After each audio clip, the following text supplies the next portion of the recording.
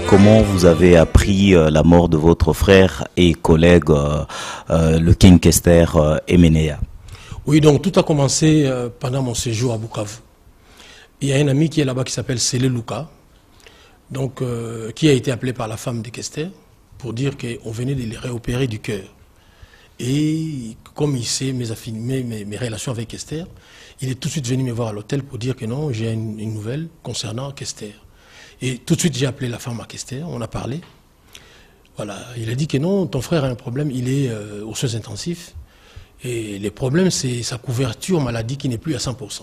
C'est-à-dire en Europe, pour des grandes pathologies, pour des grandes maladies, enfin pour ceux qui sont atteints de maladies, on peut dire chroniques ou dangereuses, les personnes sont couvertes à 100%. C'est-à-dire, quels que soient les examens qu'on peut vous faire, quels que soient les médicaments qu'on peut demander, on vous donne tout gratuitement. Et lui, il avait perdu les 30%. Il n'avait qu'une couverture à 68% à peu près. Donc, il était à 28 et quelque chose comme ça. Et c'était un problème pour sa femme parce qu'elle dit que papa, on demande certains examens qu'on n'arrive pas à faire. Donc c'était aussi un problème d'examen. Mais il faut dire quand même qu'une opération du cœur, et c'est une opération difficile. Moi, je connais beaucoup de gens qui ont été opérés du cœur. Aujourd'hui, on fait même des greffes de cœur. Donc, si vraiment ce sont les moyens qui ont manqué, je regretterais beaucoup, mais je ne pense pas. Peut-être que voilà, son heure avait sonné et qu'il devait partir. Donc, au niveau de Bukavu, j'ai appris seulement la dangerosité de sa maladie. Arrivé à Kinshasa, c'est là où maintenant j'apprends, toujours par Sele Luka qui m'appelle le matin pour dire, et on n'a même pas parlé, c'est lui qui m'a annoncé, et moi je ne fais que pleurer depuis 8h jusqu'à 14h à peu près. Et qu'est-ce que l'opinion peut garder de vos relations avec l'illustre disparu? Oui, c'est une personne avec qui on a eu à Coton, à Baton-Soussou. Voilà, vous savez qu'Esther, malheureusement, la femme qui était avec, c'était sa 4e femme. Les 3 autres, ils se sont séparés parce qu'il y a eu un problème d'infidélité. Ça ne peut pas laisser un cœur de marbre ou insensible. Si aujourd'hui il peut être malade du cœur, je peux comprendre. Que vous puissiez aimer 3 femmes dans votre vie, qu'on puisse qu'elles puissent toujours tomber dans l'impudicité, je pense que ça peut jouer sur votre cœur. Je ne confirme rien, mais je peux supposer. Il y en a qui se tuent même pour une femme seulement qui le quitte. Voilà. Il y a des femmes qui se tuent aussi, par exemple, parce que c'est un homme qui est parti. Donc il m'a dit, il faut faire attention aux femmes. C'était ses conseils.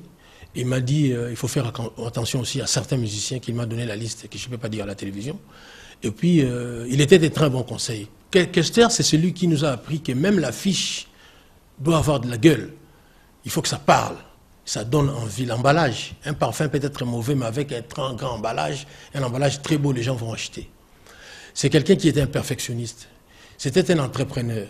C'est lui qui a osé nous introduire les synthés dans notre musique. Ça pouvait ou ne pas plaire. À un certain moment, il a osé jouer au stade. C'est le premier musicien qui, à part James Bond, qui est venu à son temps. Mais c'est quelqu'un qui nous a apporté aussi cela. C'est-à-dire le goût du risque. Je vais jouer au stade. Et il l'a fait et ça a marché. Donc tout ça, c'est Kester Emenea. Aujourd'hui, je regrette une chose. Avec ceux que nous connaissons, avec nos frères qui ne veulent pas qu'on joue en Europe. Mais c'est ça là, c'est Kester Emenea. C'est lui qui a fait qu'on puisse aujourd'hui accéder facilement à toutes ces salles. Donc qu'est-ce que je veux dire par là? Pendant tous ces 7 ans d'embargo, si Kester pouvait vraiment, si plutôt les combattants pouvaient nous permettre de jouer, pendant 7 ans, je pense qu'il aurait fait peut-être 4 ou 5 concerts, ça aurait été quelque chose. Qu'est-ce qui se passe en réalité? Nous les artistes, quand on se sait mourant, on fait de notre mieux pour qu'on puisse laisser nos œuvres. On ne voudrait pas que ça soit inachevé. Je pense que c'est sachant malade, il aurait fait quelque chose pendant 7 ans dans ces grandes salles-là, qui malheureusement aujourd'hui ne nous a pas facilité l'accès. Vous incarnez la sagesse dans la musique congolaise. Qu'est-ce que vous voudriez qu'on fasse des obsèques de votre frère pour qu'il reste à jamais inoubliable dans les mémoires de tous les Congolais, pourquoi pas dans le monde entier? Moi, ce que je vais demander, c'est difficile pour que ça puisse on puisse y accéder. Il fallait qu'on ait une usine de CD et de DVD. Pendant les obsèques, on pouvait réimprimer ou rédupliquer ces CD pour être vendus à un certain prix, pour que tout le monde puisse avoir chez lui les supports de Kester Ménère. Voilà. Qu'est-ce que je peux dire aujourd'hui? C'est trop tard. Est-ce qu'on va construire une usine rapidement aujourd'hui dans 2-3 jours, de CD, DVD? Nous pouvons exister que par notre travail, et notre travail s'est fait comme ça. Est-ce qu'on veut aujourd'hui garder les images de Kester sur des supports piratés? Non. Moi, je n'ai pas d'idée sur la mort d'une personne. Moi, j'ai des idées qui sont de vivants. Il nous faut nous enterrer quand quand on est vivant. Vous commencez déjà à me donner ce que vous aurez pu apporter le jour de ma mort. Il faut l'apporter maintenant, comme dit Papa Lutumba. Beaucoup d'anga l'élo, beaucoup d'anga déjà. Voilà, c'est pourquoi moi je vais le voir. Moi je l'invite à la maison, on mange. Donc si j'ai quelque chose à lui donner, je lui donne déjà maintenant.